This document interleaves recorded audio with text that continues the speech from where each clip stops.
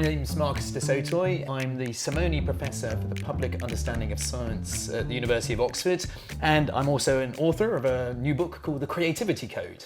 If you've been following the news, you hear a lot of things about AI, writing books, writing music, painting, AI kind of doing things that we would call creative. So what's that all about? Well, the book was sort of sparked by this kind of existential fear, I think, that we all have at the moment, that AI seems to be becoming so powerful that it's just going to be doing all the things that we do, and taking our jobs, for example. Doing it better than we do. And possibly doing it better, exactly. And I think many people regard the creative arts, as you say, painting, writing music, writing novels, that's an expression of what it means to be human. So surely this is something AI could never be able to do. But because we've produced a lot of data, and that's where AI is being very successful by actually analysing data, understanding the patterns inside that data, that maybe it can learn from our art and actually produce, as you say, a great piece of music or a masterpiece or maybe even a novel. How far are we down that road? Are we at a stage where we can say that AI is doing things that we would regard as creative, or is that just hype? Well, I think it's important to define what creative is, because it's one of those words which is sometimes a little hard to pin down. I found a quite useful definition that Margaret Bowden gave, and she said, well, you can call a creative act if it's novel, if it's surprising to us, and it has some sort of value. Now, novelty is something you can judge quite objectively, I think, but of course surprise and value are very subjective. So the AI has got to sort of learn the things that we find surprising, the things that we regard as having value. In the past, AI had real problems with vision. And that was regarded as something that the human brain was incredibly good at, just taking the huge onslaught of visual data and interpreting it and understanding what was in there.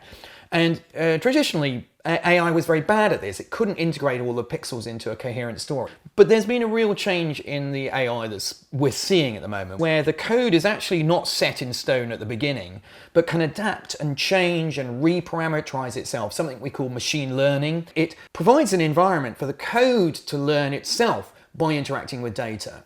And there's some interesting examples of something called a creative adversarial network, which is actually two algorithms working sort of creatively together, or maybe against each other. It's a little bit like a game where one algorithm is tasked with learning the art of the past and then producing something which doesn't fit into any pattern to date. So it's really trying to make something new. But it can't be so new that the thing is just not recognizable as art. So the second algorithm is the discriminator and says either that you haven't gone far enough or you've gone too far. And this has actually created some art which, when shown at Basel Art Fair, people weren't told that it was created by a computer, but they had quite a large emotional reaction to these paintings and were surprised in retrospect when they were told this was actually created by these algorithms kind of competing against each other to make something new. Surely all that AI can do, if it's looking at loads of data, it's taking the data from the past, all it can produce really is just a pastiche of what's gone before. So that's really not true, and I think that's most people's hope is that all it's going to be doing is pastiches. And actually, the point is that you can write code which is asking the AI to actually produce something new or break the rules. So that's because in the book I actually talk about three sorts of creativity. Exploratory creativity, which is a little bit similar to what you've just said, which you understand the rules of the game and you just push them to the extreme. There's an interesting example of that actually in jazz music, where Francois Pachet at Sony produced something called the Jazz Continuator, which learned on the jazz riffs of a pianist, but then pushed them and showed the jazz pianist so much more that he could do with his world. So I think that's an example not of pastiche, but actually pushing the rules of the game. Then there's combinational creativity, which is combining two styles which seem to have nothing to do with each other and making something new. But I think the really challenging one is this transformational creativity, where something seems to come out of nothing, where you break the rules. Picasso, it's just, where did that come from? Now, it did come from something, and that's the point. We sort of actually kind of put a kind of mystique around creativity, that it is something mysterious that you can't understand. Actually, very often it's something about our subconscious which is being realized in the art, but often there are rules and algorithms, and maybe it's about breaking a rule. Well, you can tell an algorithm to look for rules to break to make something new which isn't just pastiche. Is that what you mean when I think you said at time, you say in the book that one of the value of this sort of work is not so much making machines that are creative, but stopping humans thinking so much like machines along the same lines all the time. Exactly. The evidence is that the AI that we're creating is going to push us creatively as humans. We very much get stuck in ways of behaving, rules, and behaving very mechanically. And the AI is going to offer us kind of ideas to push us out of that comfort zone into somewhere new. I guess that does all sound very positive and, as you say, very different from the normal dystopian narrative about AI. But I still wonder, the point. Surely the point about human creativity is, as I think you said, we express something in ourselves. And can an AI really do that? Can it really does it have an essence of, for want of a better word, soul? Surely all it's got is the intentions of whoever programmed it. I think you've really hit on an important point here, which is intention. Where is the intention coming from? The AI doesn't sort of have a need to express itself at the moment. That is being put in there by the human. And certainly the AI is producing things that the human wasn't expecting, and the code is evolving, developing such that it's getting a sort of autonomy separate from the coder. But you're absolutely right. Is it really expressing something internally? Well, to a certain extent, I argue that yes, it is. It's not expressing a soul yet, or consciousness. But I think that the code is actually evolving and developing and becoming almost independent of the coder, such we don't really understand necessarily how the code is making its decisions. That's one of the problems with machine learning, is that after a while the decision tree inside the code is so complex we really don't understand how and why it's making its decisions. So I think that actually its art can weirdly give us some sort of access to that internal world in a similar way to we use art to get inside the mind of another. And I think that's why one of the most interesting visual art examples in the book actually comes from Deep Dream, when Google turned its vision recognition software sort of on itself and said, okay, I'm going to give you a random load of pixels. I want you just to dial up what you see in these random pixels. You know, like the games when we play, we look in the clouds and we see a dragon there or a snake. And that actually gave us an extraordinary insight into how the visual recognition software was seeing the world, how it had learned, what it had learned on. For example, if you give it sort of random pixels, a huge amount of kind of animals start appearing in this world because we realize it's learned on many pictures of animals as data for its learning process. But it also helps us to pick up biases. So, for example, there was one image where a lot of images of dumbbells started appearing, but the dumbbells would always appear with an arm connected to them, which made us realize this has only learnt on images of dumbbells which are being held by humans. And so it doesn't realize that a dumbbell can be an independent from human anatomy. And I think this is really important going forward, because algorithms, people tend to think of value free, but because we're giving them data to learn on, they're beginning to become biased. And there's a very interesting example. I did an event with a woman from MIT Media Lab. She's a roboticist. And when she was in front of a robot, the robot wouldn't recognize she was in front of it. Why? Because she was black. When she put a white mask on, suddenly it recognized she was there. And what she realized when she lifted the bonnet of the AI was that it had learned on lots of pictures of white male faces. So I think, and she started with this wonderful thing called the Algorithmic Justice League, which is a great name. But I think that is part of the point of looking at the art of AI, is that, yeah, it's not got a soul yet, but it's got a sort of, well, dare I call it, a sort of subconscious. Why do we need creative AI? Surely we create all this stuff by humans, for humans. What's the point of involving AI in that sort of thing? I think there are many reasons, actually. One is to push our own creativity. So the jazz musician who trained with an AI jazz improviser said, well, this machine has shown me things I don't think I would ever have achieved. Some people have said, well, isn't that like looking up the answers in the back of the book? Isn't part of the point about being human to struggle towards, if the AI just tells us all the answers, then what's the point? And that really is interesting, because actually I start with the story of the amazing success of AI in playing the game of Go. A game which many people thought would never be able to be played by a computer. But now AlphaGo, then AlphaZero, is at a level which far exceeds humans. Right, and you tell the story of that amazing move 37 in that second game between the AlphaGo and Lee Sedol, the human champion, where the AI did something that no one thought possible. Everyone was aghast. And it turned out to be a game changer and won the game. And since then, humans have been exploring the new possibilities that they never thought were there. I think this is why I chose this move to kind of start the journey of the book, because I think it really qualifies as a creative move. It isn't just doing things like we used to do before. It was a surprise, because when the move was played, you never play this move early on in the game. The AI suggested placing a stone quite near the center of the board compared to where you usually do. And all of the commentators, I watch this thing obsessively on YouTube, worried about my own sort of existential, because I think maths is very like playing Go. And they all said, whoa, it's made a mistake. Lee Sedol's going to win the game now. Yet, so there's the surprise. It was new, but it had value, because ultimately that stone being there towards the end of the game is what gave AlphaGo a huge amount of territory, so it won. But as you say, it's actually taught us to play the game in a new way.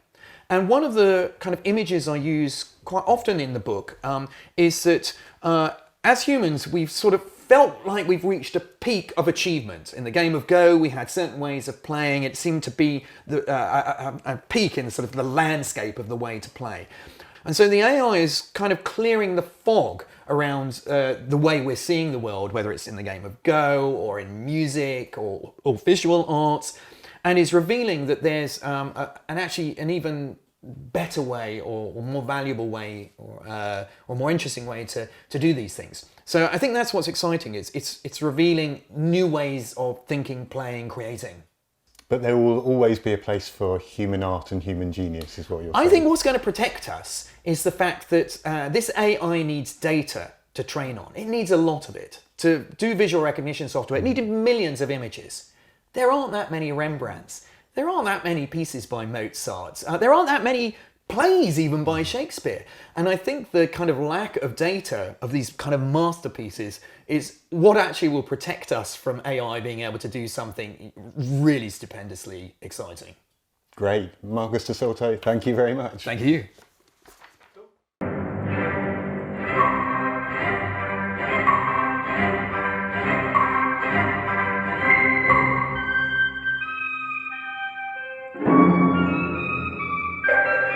We're so entangled with intelligent technology that I really wanted to tackle this subject in my music, and I wanted to explore the relationship between classical music and advanced technology.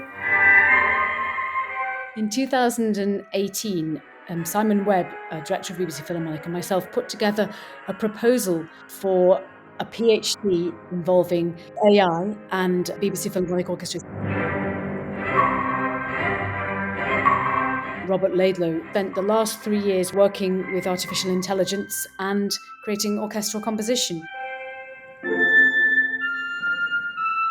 This project is all about how you can use it in the creative process, push your work in new directions and think of new artistic ideas or discover new types of sounds or new ways of organising sounds. I've always been really interested in collaborating with scientists, and maybe my work would feed back into their work and it would sort of help the models that they're building, and in return I could get access to some of this amazing technology. It's very exciting to be working on the edge of technology. Innovation in art often comes from a mistake or something that you didn't intend to do.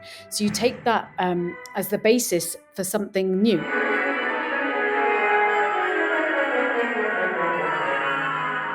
Silicon is in 3 movements, and each of them uses AI in quite a different way. The first movement uses an AI that generates sheet music, by trying to send it into sort of a weird, bizarro direction.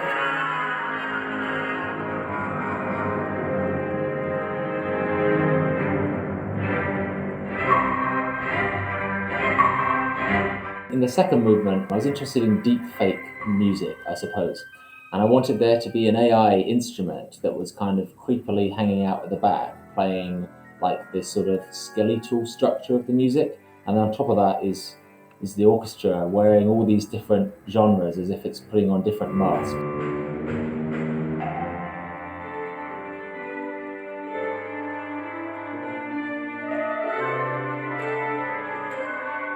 The third movement uses an algorithm which generates like raw audio.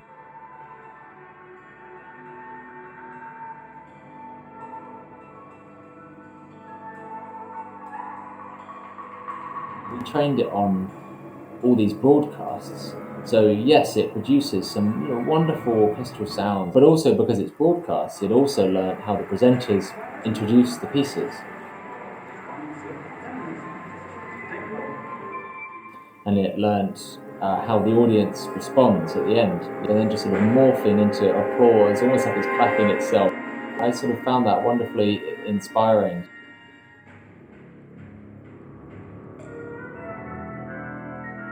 I have no interest in just showing off technology for the sake of it. Anything that pushes us to think in a different way is really genuinely valuable.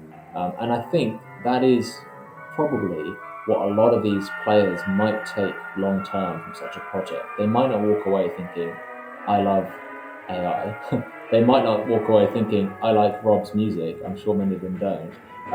But they might, have this experience that kind of forces them to engage with music that's written in a different way.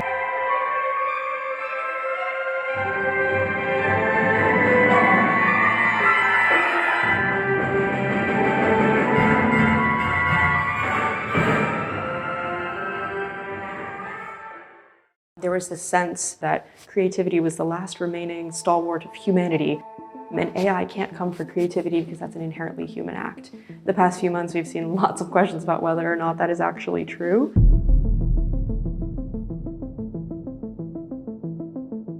My name is Laura Herman. I'm a doctoral researcher at the Oxford Internet Institute at the University of Oxford. Our exhibit is called the Algorithmic Pedestal. The goal is to prompt reflections on the differences between algorithmic and human curation. On one side of the curtain, we have the algorithms display, and the other side of the curtain is by London-based artist Fabian Hess. We've been thinking a lot about how algorithmic platforms are shaping what we see every day. Platforms like Instagram, TikTok, Google Images even. And we wanted to bring into question what's the differences between what these algorithmic platforms are deciding to show us versus what humans might actually want to curate and represent. We took the Metropolitan Museum of Art in New York. They have an open access collection available for researchers to use. We took a subset of those images, fed them into Instagram's algorithm, and also gave them to Fabian. She organized her collection around the concept of loss. I think a lot about how these algorithms control this experience of images that we have. So this collection of loss, in a way, is a form of resistance to that power, that control of our experience. I look at these images with my general knowledge, with my emotional response, and with my experience, and of course the algorithm doesn't. And I have time also. I've selected these over years and years. The core difference between what the algorithmic curator selects and what a human curator would select is really about the intentionality of those two entities. Those choices might be due to considerations of profit. They might be due to considerations of attention-grabbingness, whereas a human curator is going to make choices for other reasons. One thing that's come up in quite a few conversations I've had with visitors in the gallery is that most of the images that the Instagram algorithm has selected are very recognizable. They're very obvious. Some of these images seem very commercial in the way that they're staged. So there's a plate, there's a couch, there's a vase that are laid out almost as if they're products for sale. These algorithms are based on historical data. It's based on pattern matching, based on similarity. So when they're faced with something inherently new, something inherently novel and original, they don't necessarily know what to do with it. And in fact, they may suppress that because they are not trained to handle that information. Of course, we see this come up a lot in political context, questions about what to do with breaking news that may or may not have been validated by fact checkers yet, for instance. But what does that mean for any type of cultural expression? Right now, we're getting into this point where we're all being put into these narrow boxes. We may start to be less likely to come across new ideas. What I'm really interested in is Instagram's algorithm is deciding every second what millions, if not billions, of people around the world are seeing, what becomes their cultural reality. It's one single company that is deciding, here's what people will see, and then the ripple effects of that are enormous. I'm interested in the downstream effect on the public and on sort of our cultural reality based on the curation that these algorithms are performing. You know, for me, part of this exhibition is to raise awareness of it and to talk about it so we can be more conscious and so we can resist it and we can find new spaces that are not controlled by this massive powerhouse that a company like Meta is. Having those conversations about this sort of algorithmic curation and its impact on artistic decision-making and process and work has been really eye-opening for me and will definitely form a big part of the research. We see people spending a lot more time on Fabian's side of the curtains. We've heard a lot of people let out some big sighs of relief that they feel like the human curated side is so much more aesthetically beautiful, so much more meaningful. This sense of the algorithm hasn't learned how to truly curate just yet in an artistic context, which is of course a positive thing to hear. But the flip side of that is, well, maybe it's not very successful, but we're still letting it do it every day, all day long.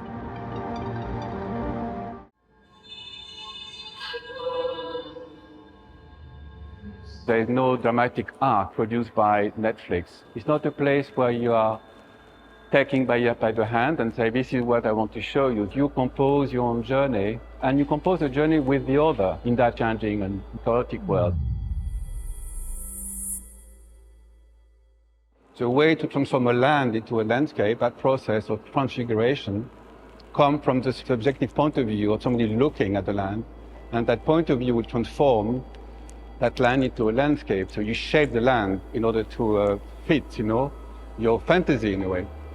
So I was questioning that idea. So how today, with what we are facing and the ways climate change is changing the world, how do we address the landscape? Are we keep going to transform it, or is it maybe the way around that the land is looking at us? We acquired a piece of land. We gave the human right to the land, so the land owns its property, And the land now is like streaming, in a way, pictures of itself. You have again this landscape, trying to address you by speaking to you. And here we have a voice of Susanne Daubner, which is a TV anchor in Germany, presenting the news in the last 20 years. Hier kommt nun das Jugendwort 2024. Es lautet Aura. Aura beschreibt die persönliche Ausstrahlung. Beispiel, ich wurde einfach von einer KI ersetzt. Minus 5000 Aura. The voice is recognizable by a German audience. And so she gave, in a way, her voice to the landscape. I've been using AI for different purposes, in that case, to create a language that we started with few adjectives, linked to the data that we receive, and slowly this is something generated by an AI, that it makes the lexicon more rich over time. And so what we did is that we trained the voice model of Susanne Daubner. She read a series of prompts in order to have the model of her voice, and we applied that modelization of the voice of Susanne to the signal. So sometimes you hear, everything you hear basically is vocalized by her or through the model of her.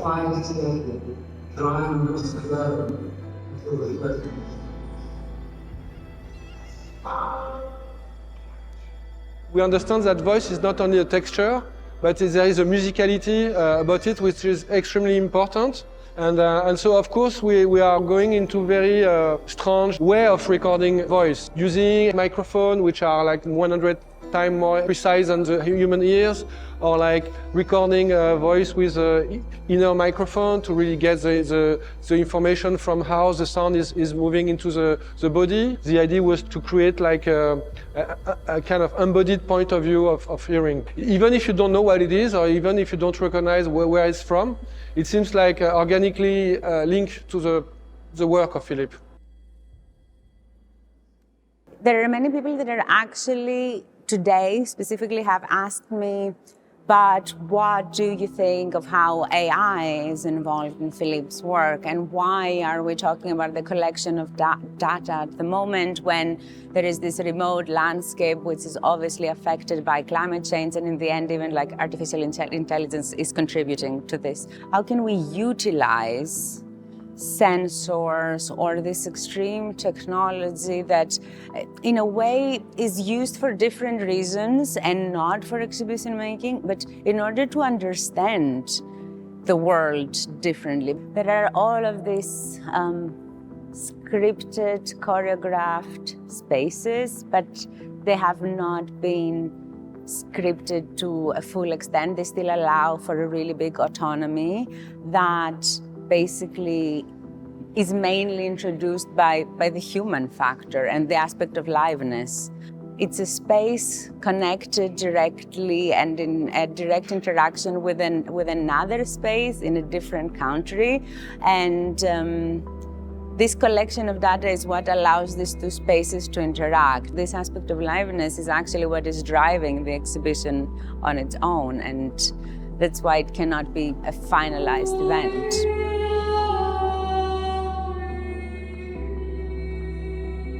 You know, the museum is a bubble, right? Which is closed from the world. I needed to have a trigger to launch events into the exhibition space. So the first thing I did was to take data from outside the museum to listen to what's happening outside that will trigger event inside.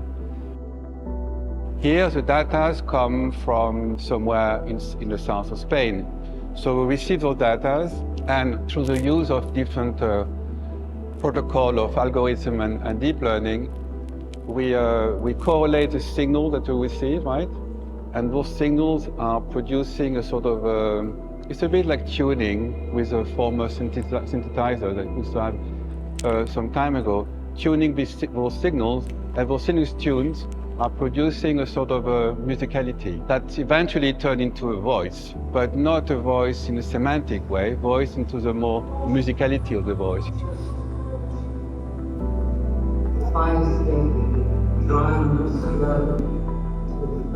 The AI is not a tool we use to mimic, but more like to create unpredictability or to create mistakes. We like to play with different parameters to actually go in a very specific, strange place where actually you can recognize the voice, but you can't understand it. It links you to something very strong in terms of your memory, recognize that it's a voice, but that doesn't recognize the shape or doesn't recognize the texture, or so there is something like always something is missing, and I think ambiguity also is a good way to invite the people to think and to dream and to question. The disengagement of this one truth of the news or the media language that is very intensely used. And I think this aspect of having, for example, Susanne Daubner speaking the new voice is actually amplifying that, and it's, in my opinion, a comment to that, like using a newscaster to establish the existence of an invented language is basically this, that anything can be real as long as there is a familiar connotation with what we already know. You have the most well-known German voice of a newscaster speaking in that language, so this language should exist. It is real, no? Or maybe it will be by the end of the exhibition. So it's also this aspect of time and how it develops within real time that actually contributes to another reality. There's no beginning and no end to it, so you clearly choose your own path to let yourself float in this kind of like peculiar state of mind where you're floating and your attention is taken, You explore time and space with your own curiosity.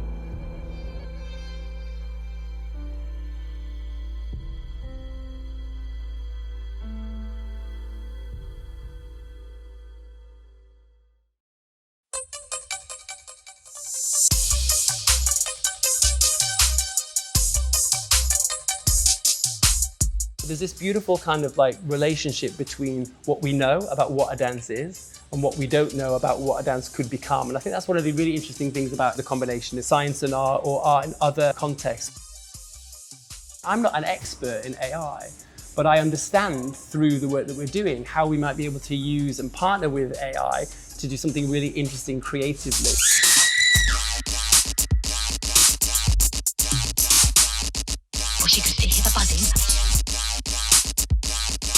I was interested in how you compose with an algorithm and what does that look like and what does it force you to think about differently. I wanted to have the whole of my DNA sequenced, and you look for patterns in that structure, and those patterns affect the way in which the organization of the dance structure works. So this piece rearranges itself, so the potential variations are absolutely huge. You never get the same thing twice. We wanted to start building a way of writing that was again working with AI as a tool, as a creative partner, to generate new predictive ideas from a phrase of movement. So in the same way that you get predictive text, how is it that if I start a phrase of dance, how might the AI be able to take that phrase and give me many more permutations? And we've been able to use that as a process tool in the rehearsals to create novel new language, where this predictive algorithm helps us find new ways of thinking about moving the body. The story is being created live by the dancers in response to this algorithm determining, what order they're doing the piece in. Because we don't know how the piece is going to be ordered and which dancers are going to be dancing each section, the dancers have to make a decision in real time based on what's just gone before and what's playing out next, how the story is implied by the context.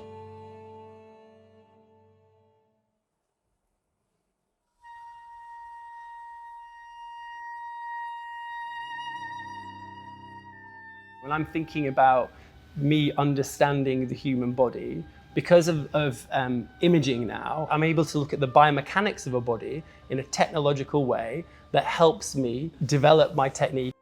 So I wondered how we might be able to use dance as a way of interrogating a relationship between body and landscape, taking maths out of a body and using that data set to translate it into environment. So what we tried to do in Harnessy was look at how can we have the landscape move? How is it that we actually can give a new type of motion to landscape to physicalize it in an interesting way? And vice versa, how is it that if we go closer and closer into a body, it becomes like a terrain or a topography that we're able to look at? There's a process called motion capture, and you've probably seen that in movies where stars wear their little motion capture suits with dots all over their bodies. And what that's doing is it's taking joint angles and force and precision, all this mass out of the body that you can then render in another form. So you can take all of that maths and replicate it exactly the same as another body, or you can take that maths and give it to something that's very unexpected. I was kind of interested in how live action footage would potentially be reinterpreted by AI for us to create something new.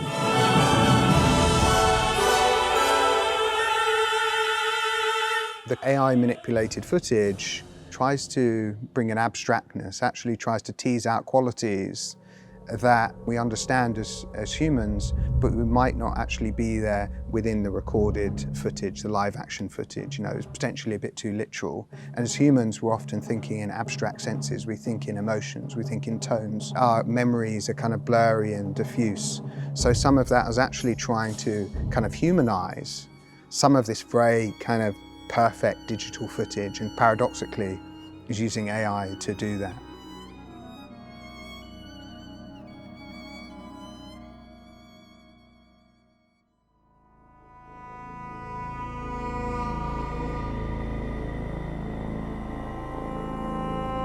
We're all communicating without words all of the time. And we are very sophisticated at understanding something about the relationship of a body through non-verbal cueing. Yeah? And that is this kind of physical empathy that we have with another human being. That's one of the beautiful things about dance, that actually, because it's beyond words, we're using other mechanisms to tell aspects of story.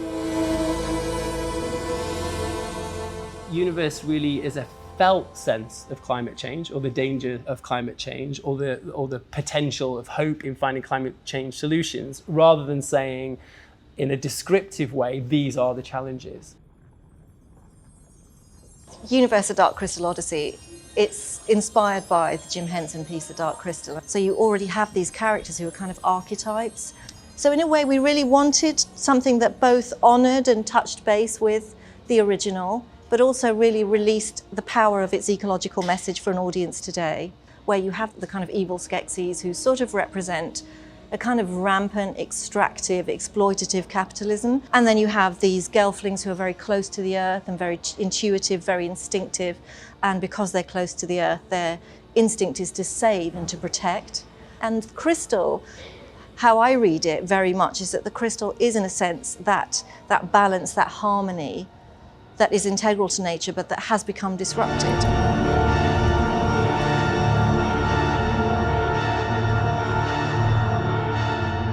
In dance particularly, our work is all around the body. But of course, nowadays, the idea of self and of the body, where our self sits, where consciousness sits, how we are in control, or how we may be responding to technological stimuli, all of that is changing our perception.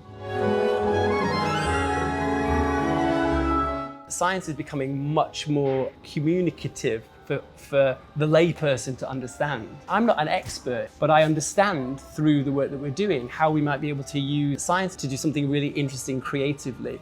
And that cross-pollination, I think, is where science and art, or art in other contexts, works really the best.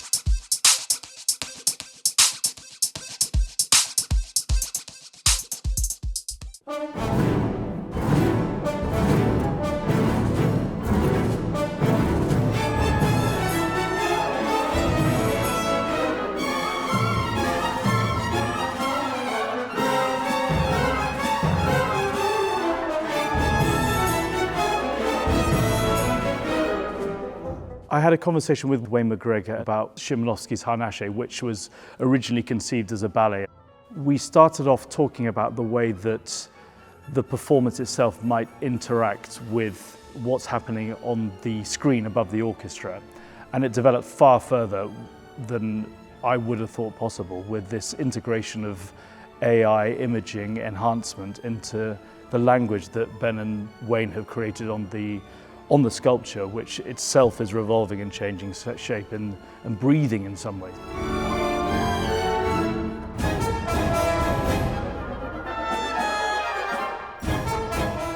We're hanging a piece of kinetic sculpture with the orchestra around it, so there's a symbiosis. The film is projected onto it, and that's made up of a few different sections. One is live action dance. Another element is footage we took in the Tatra Mountains. And then there's scans of the Tatra Mountains, which we manipulated using mocap data from Wayne's choreography. Really was kind of interested in the relationship between the live action footage and how that live action footage would potentially be reinterpreted by a computer, by AI. I used an algorithm to overlay the style of the footage in the film, the live action, to cross it with the AI movement. So stylistically, they kind of came closer in the two worlds. They kind of started merging together. It analyzes every single frame, and then it kind of almost plays two frames off against each other and tries to create a new frame in between that frame.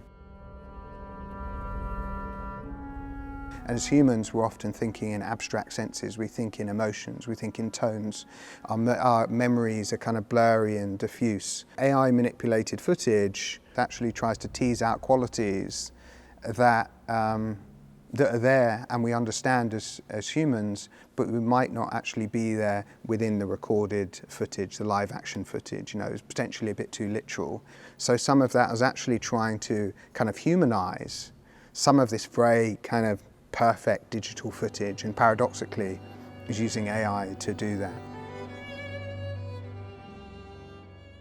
My worries about the AI being distancing, not engaging, unemotional are completely unfounded. I find it extraordinary. You'll see some images towards the end of the piece where Ben's engage an algorithm to slow down movements 10 times and focus on particular body parts, and then connected it to another algorithm which designs choreography based on what Wayne has created with real people. And to me, that's an enhancement of our humanity. It's not something that's been imposed. Wayne is a performer, and he understands that the science fundamentally of it isn't going to excite anyone. It needs to register on a very deeply connected way with the music, and that's what I think people will come away from most of all, as well as being wowed by the ambition of the project. That as artists we need to interrogate all new technologies as they come around, because we need to be asking the questions and also offering those different responses to the public and to the world, and to provoke debate, to provoke questions, and to provoke ideas. I'm definitely, to me, I'm 100%, I've got loads of reservations about AI, and within this piece, very much I've used it as a tool that is being controlled to get to a set of outputs that I already had in mind. It allows for another mode of expression. Really, it's another collaborator in the same way that you collaborate with, with oil paints. There's a relationship between you and the canvas, and the way the oil dries, and the way it works and it behaves.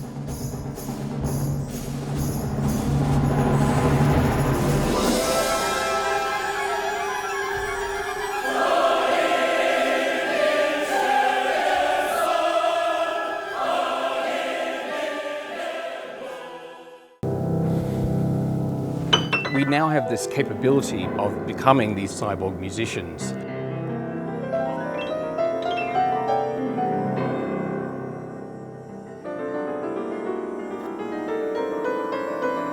The show is all about taking this instrument, which hasn't really changed for about a century, and so it's a very traditional instrument, it's part of the classical canon, and I'm extending it with cutting-edge technologies. A lot of them have not been tested in a classical arena before. A lot of the works are pushing them to the boundaries of what they can do. Motion sensors and kind of gesture sensors, brain sensors, AI, new digital instruments, and just a variety of other types of things that you can do with processing sound and visuals as well.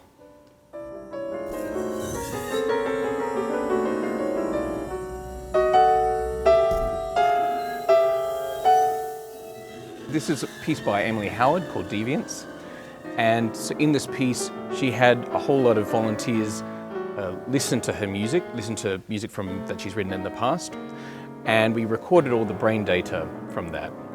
And then we took that music and put it into an AI, and that then transformed it in other ways. They then sonify it, so turn that into more sound around the AI, as well as create these amazing visualizations. I play the piano through these visuals and sounds. So it's an amazing sort of chamber music between AI and brain data and the actual piano.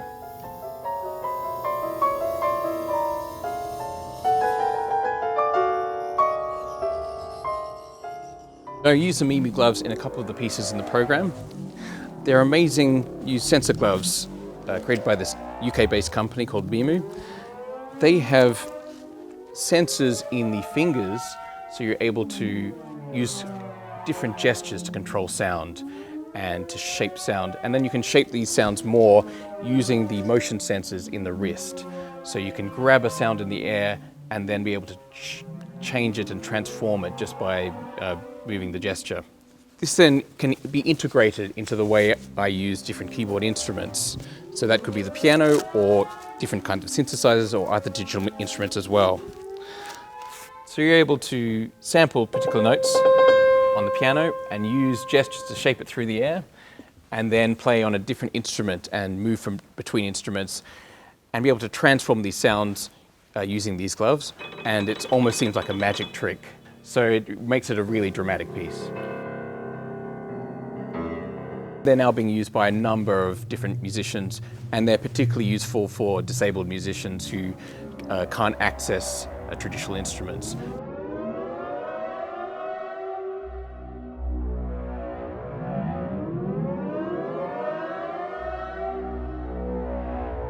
We now have this capability of becoming these almost cyborg musicians and really being able to generate a new way of making music using these new technologies.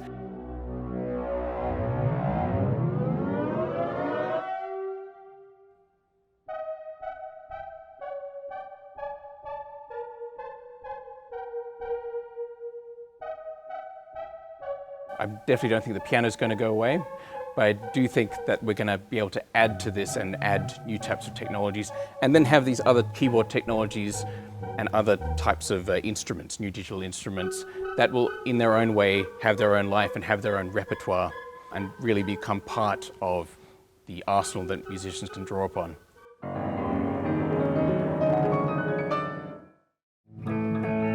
Oh no.